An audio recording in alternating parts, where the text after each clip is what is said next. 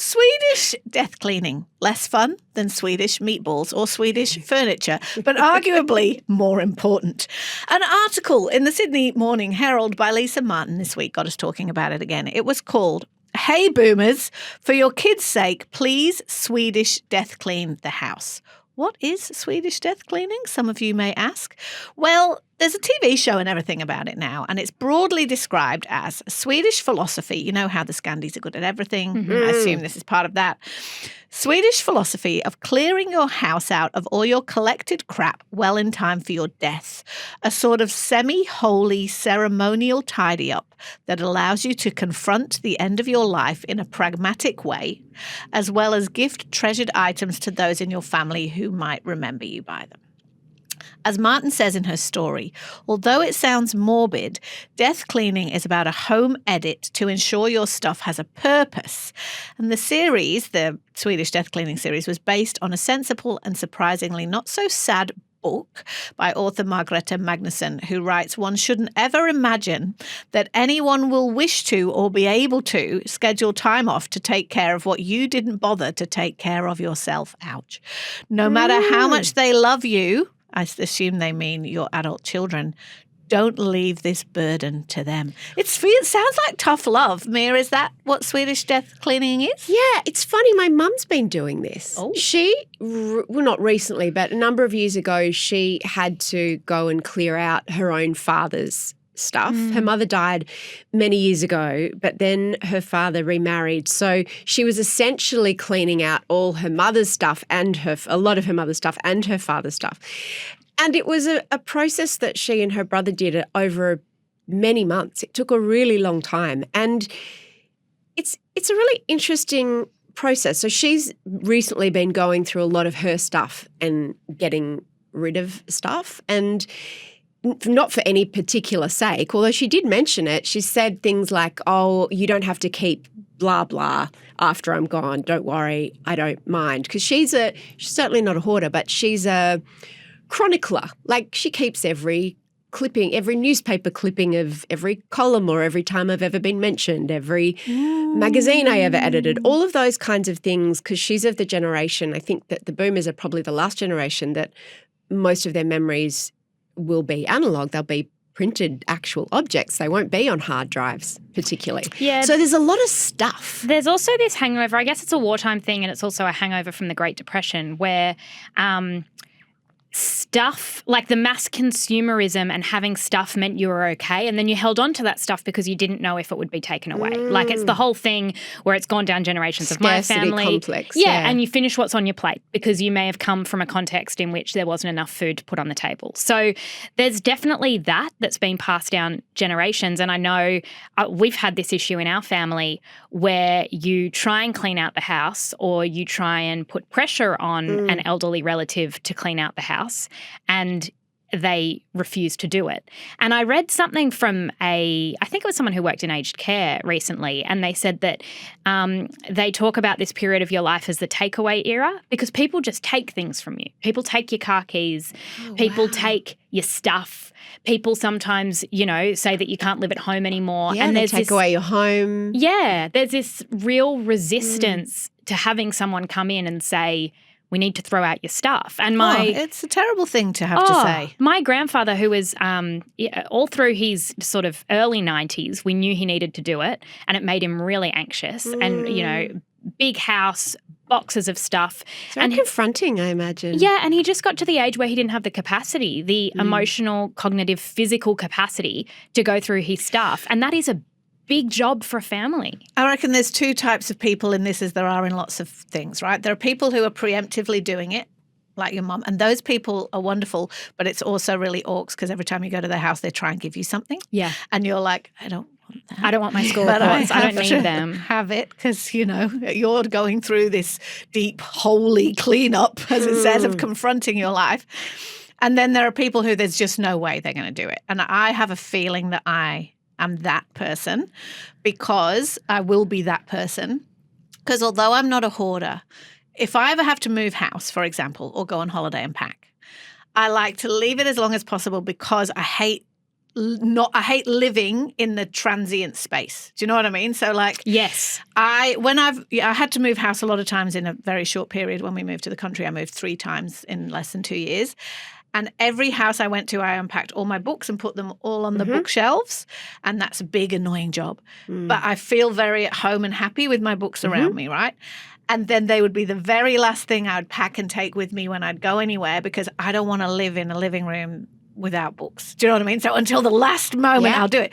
So when I think about my parents, for example, who are probably should be thinking about this in terms of the home they've been living in and how long they're going to get to stay there and what it's going to be like to declutter, I entirely relate to the idea of them going, but this is my stuff and I'm not going to preemptively prune. I'm going to live in in exactly how I want to live with my things, the way I want to live it, and then you fuckers can do it. You're giving a big job to whoever has to come and go through your stuff. It's also about your own relationship to your mortality, I think. It's about either being a realist, that I'm not going to be here one day, or being in denial, which is, no, I'm living in the moment. I don't want to think about that. And that's fair to go, that's not my responsibility. I mean, if my parents cleaned out their place, it would just be it's all my stuff. Well, that's the irony too. You know, I think most of us, I mean, I'm in my early 50s and I'm sure I've got boxes of stuff at my parents' house. I definitely do.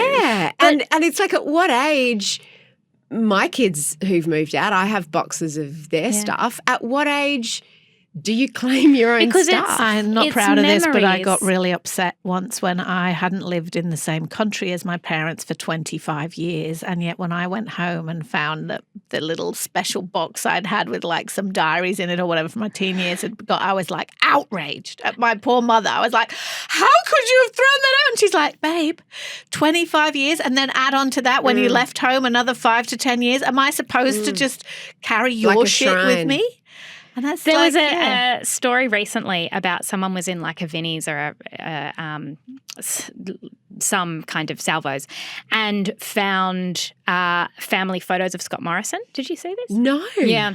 And I think he'd accidentally done a potentially Swedish death clean and gone, I don't need these photos, and he'd thrown them out. And then someone was like, I have photos of Scott Morrison's childhood. Which is just so me on a Saturday. Actually, it's so Luca on a Saturday being like, who needs photos? Yeah. Who needs car keys? Is this about your relationship with clutter as well? Like death cleaning aside, like Mia, you always say you're quite brutal, like with clothes and things, in, out.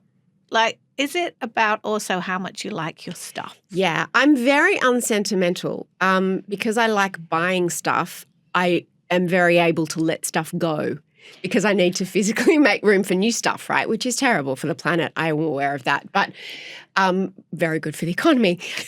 What I think is interesting though, I'll sometimes come across like a box of child's teeth. And I don't know whose teeth they are because, of course, I didn't label the box. And I don't know what I'm keeping them for. But they'd make a lovely necklace. But I feel like throwing them out is somehow upsetting. So I just then put them back in the drawer to deal with another day. Apparently there's something called a 90-90 rule of minimalism, which means that if you haven't used it in 90 days, if you haven't used a children's teeth in 90 days and you're not going to use them in the next 90, then maybe there's time to go. No. But I actually have a theory about all of this. Seriously, like play this through. What am I going to do with them? Like why am I keeping them? Am I going to show them to the actual children? Am I going to show them to their children? Maybe some of them, Lucas, shall I go and sit down with Luna and go, this might have been Daddy's tooth one day. What do I think I'm going to do with them? And then how are you to throw them out? And that can stay with that can also extend to things like I keep cards, cards, letters, those kinds of mementos. I'm one of my love languages of words of affirmation. So when anyone writes something nice to me or about me, I put it in a little box. I've got so many of these boxes. And part of me thinks when I'm doing it, one day I will look through them and they will make me feel good. No, I can't think of anything more depressing than going back. To me, that's like Facebook memories that come up and you just go, I find them viscerally upsetting because it's like, I don't want to see my child who's now 20 when they were 3, because then I'll get so existentially sad that little 3-year-old's gone. And same with all these letters that I've got and birthday cards. I have a broader theory about clutter and this decluttering, minimalism, Swedish death cleaning movement. And I think that having less has become the new class signifier. So just like for our parents' generation or the generation before that, having stuff. I remember this, it was like you came in and you'd have, even having a bench with lots of vases and lots of all of Satskas, that we used to call them, yeah. Just trinkets and stuff. Yeah. It was like, that was a sign that you were doing okay. Now the sign that you are wealthy, clean surfaces, is absolutely bare spaces. And because it signals that you probably have a cleaner, that you probably have the time to declutter. that you have good storage. And that you can throw things out because you have the income to buy it again if you need it. Yeah. And so there's this real that's why I find some of these conversations hard, is because people who keep stuff often have either a different relationship to money or a different relationship to throwing stuff out that I think is a little bit more complicated. Do you know what I think my boxes of letters and cards are? I think that's proof that I'm loved. Yes, of course. Those boxes are exactly that. They are a connection. They're an actual physical manifestation of the relationships that are important to you. I totally get why you don't. It's like I was thinking that I'm not a hoarder, and then I just thought about the fact that where we've been living for 2 years, we have a big garage that isn't a garage you put a car in. It's just like a big garage, right? It is full of shit. Yeah. We have filled it to the brim with shit within 2 years. And some of that shit are 2 huge plastic tubs that I keep of travel photographs, letters that old boyfriends wrote me, diaries from my travels, letters that my parents have written me, postcards. Again, me are like, I don't want to. I have occasionally, like as a sentimental act of self-harm, sat down and rifled through those and gone, oh my God, remember that. But I don't want to do that. But how could I ever throw those Stephanie things Wood out? wrote an article in The Good Weekend, I think it was just over the weekend, about the booming industry of storage units. Yes, so that's exactly it. I don't want to throw it, but I don't want it in my house. Do you think it's because so much of our memories and our lives are digital now, that there's something about the permanence of and the sentimentality of physical objects that feel like a connection to something? Yeah, but also the cloud is like a virtual garage full of shit, right? Because my kids are never going to rifle through their travel pictures. When was the last time you went and looked back in the cloud at all the old pictures that are up there of 10 years ago or 5 years ago? Or even on my phone. Yeah, exactly. From 2 weeks ago. We all live right here in this moment, right now. But at least if it's in the cloud, we've got, well, they're there. So it's like that's the garage of the digital age. I did a bunch of research on how you're actually meant to declutter. Do you want to know what the tips are? I do. Yeah. I do, definitely do. So, Very Marie Kondo of you. yes, there's a book called Reset Your Home that everyone's talking about, and there are a bunch of rules. And here are the ones that stood out for me.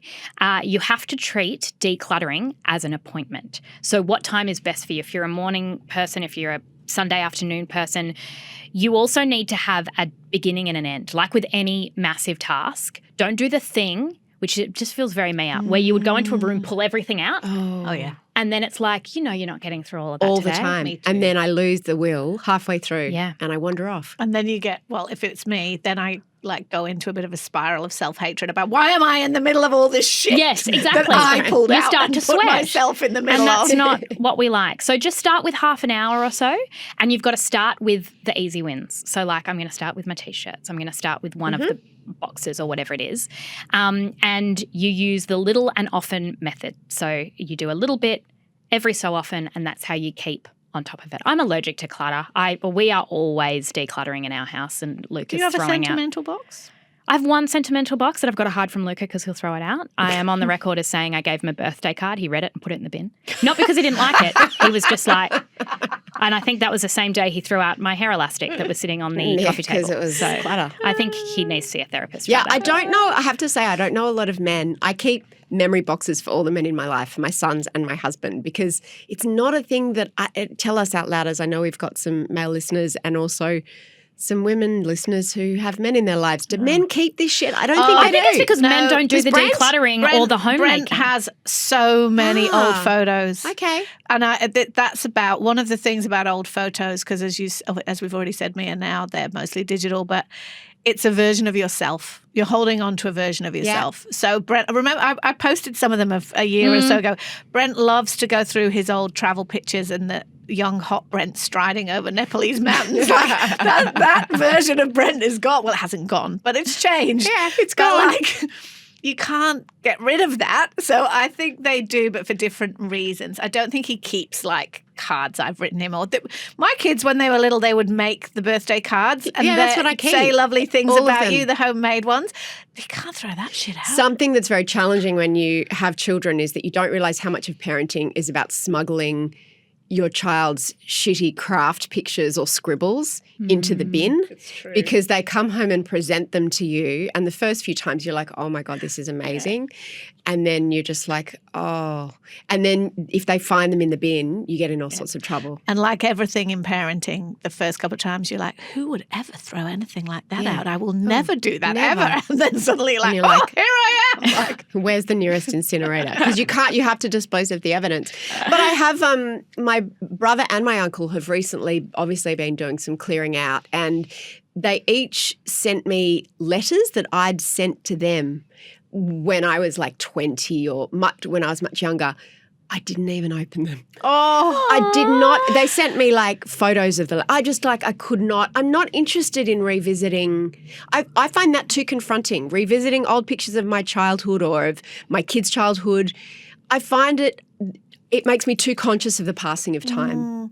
One of the things that's interesting about the idea of not leaving the clutter to the next generations, because that idea that no one cares about it as much as you. The place that I live has quite a lot of retirees there, and often you'll see lawn sales when someone's passed and their house is gone, and the sons and daughters, whatever, are doing this. And it's like seeing somebody's life just splayed out on the grass with free to a good home, or everything $2, and there's something very poignant about that. The stories have disappeared, and all that's left is a semi-broken coffee table that was very meaningful to someone that's no longer here.